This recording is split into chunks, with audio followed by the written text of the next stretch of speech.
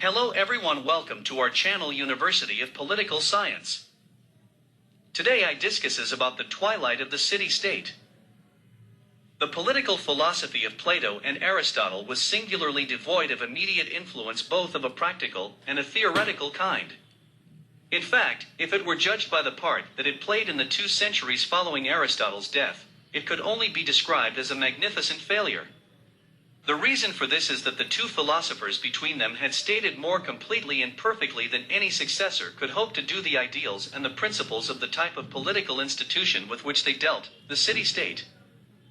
There was in truth no further progress to be made upon that line. This is not to say that what Plato and Aristotle had written had value only as applying to the city-state. The presumption upon which Plato worked, that human relations may be made the object of rational study, and may be subjected to intelligent direction, is a sine qua non of any social science whatever. And the more general ethical principles of Aristotle's political theory, the conviction that a state ought to be a relation between free citizens morally equal, conducting itself according to law, and resting upon discussion and consent rather than force, have never vanished from European political philosophy. These great qualities explain why later thinkers, even down to the present, have repeatedly gone back to Plato and Aristotle. But though much that they wrote thus had permanent significance, it is a fact that Plato and Aristotle believed it to apply to the city-state, and to that alone. They never conceived of these or of any political ideals as capable of being realized in any other form of civil society. Their assumption was justified by the facts as they then were, for it is hard to imagine political philosophy taking its rise in any society that then existed except the Greek cities.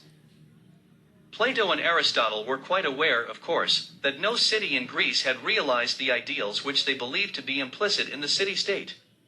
Had the need for criticism and correction not been clearly present to their minds, they would never have tried to analyze the society in which they lived, or to distinguish its perversions from its successes. But while they criticized, and often sharply, they still believed that the conditions of a good life did measurably exist in the city-state.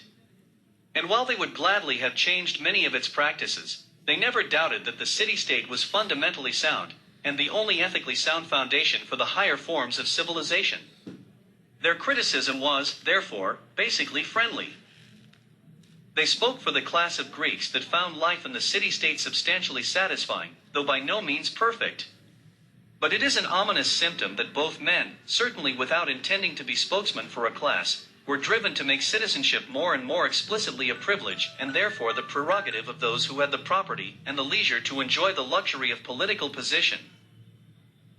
The deeper Plato and Aristotle penetrate into the underlying ethical meaning of the city-state, the more they are forced to the conclusion that this meaning exists only for a few, and not for the whole mass of artisans and farmers and wage earners, as the democracy of the Periclean age had imagined. This in itself suggests what was the fact that others less vocal or less favorably situated might see in the city-state a form of society that needed not to be improved but to be superseded.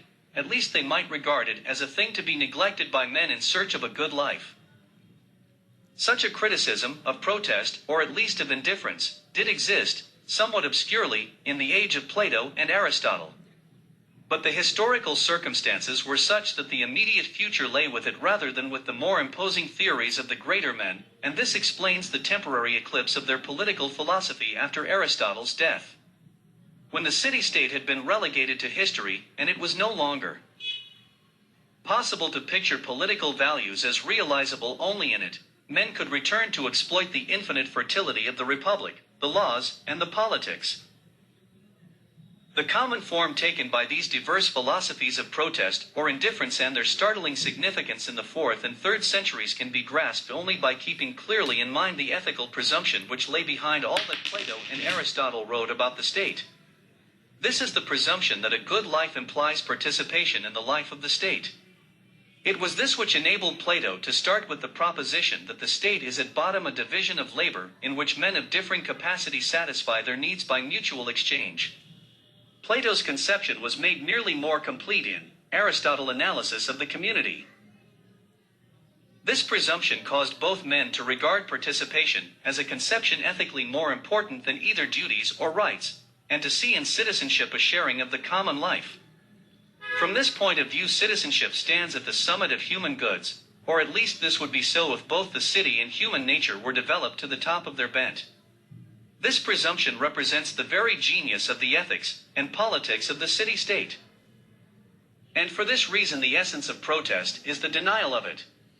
Assert that a man, in order to live a good life, must live outside the city-state, or being in it should at any rate not be of it, and you have set up a scale of values not only foreign to but essentially opposed to that assumed by Plato and Aristotle. Say that the wise man will have as little to do with politics as he can, that he will never willingly take the responsibilities or the honors of public office, but will shun both as a useless cause of anxiety, and you have said that Plato and Aristotle have set up a wholly erroneous notion of wisdom and goodness. For such a good is private, something which a man gains or loses in himself, and by himself, and not something that requires a common life. Self-sufficiency, which Plato and Aristotle regarded as an attribute of the state, becomes an attribute of the individual human being. The good becomes something not strictly conceivable within the confines of the city-state, a good of privacy and withdrawal. It is the growth of this kind of ethical theory that marks the twilight of the city-state. The attitude of Plato and Aristotle toward this ethics of withdrawal is significant. They know its existence, but they cannot quite take it seriously. Thus there is perhaps a jibe at the cynic scheme of life in the pig state of the Republic, where living is reduced to the barest and rudest necessaries. There is almost certainly a sneer behind Aristotle's remark that the man who can live without the state is either a beast or a god.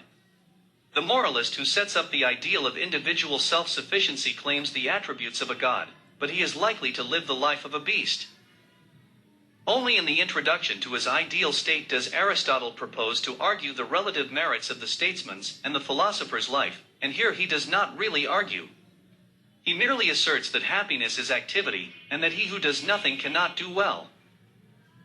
He almost certainly is thinking of the cynics, and it is not improbable, as Jaeger suggests, that some of Plato's students had enlarged upon the ideal of the contemplative life in the spirit of Plato's own remark that the philosopher might have to be compelled to return to the den. At all events, the Academy certainly had moved in this direction a generation later. But for Aristotle the argument has really got beyond the level of epigram. The whole structure of his political thought assumes that the citizen's activity is the chief good, and he never takes any other view seriously. More information, please visit our website www.politicalscienceview.com. Thanks. See again to new topics.